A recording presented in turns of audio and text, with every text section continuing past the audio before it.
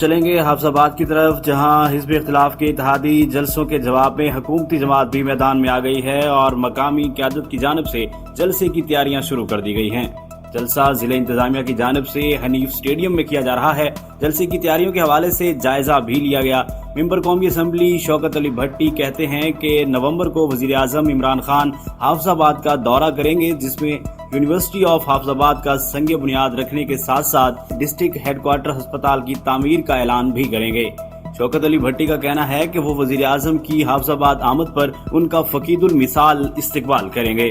کہ وزیر اعظم پاکستان جو ہے وہ تشریف لے کے آ رہے ہیں 7 نومبر کو دوپہر 12 بجے انشاءاللہ اسٹیڈیم میں آئیں گے، حافظ آباد یونیورسٹی کا جو ہے سنگ بنیاد رکھیں گے۔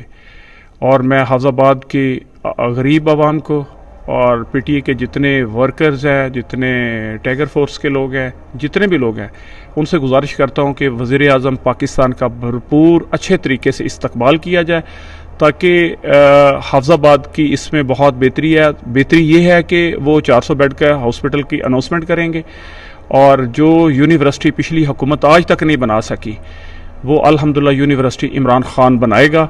باقی جو بھی ہمارے مطالبے ہیں چھوٹے موٹے میرے ڈسٹرکٹ کے حوالے سے انشاءاللہ عمران خان کے سامنے رکھیں گے، اور انشاءاللہ میرا وزیر اعظم عمران خان انشاءاللہ پورے کرے گا۔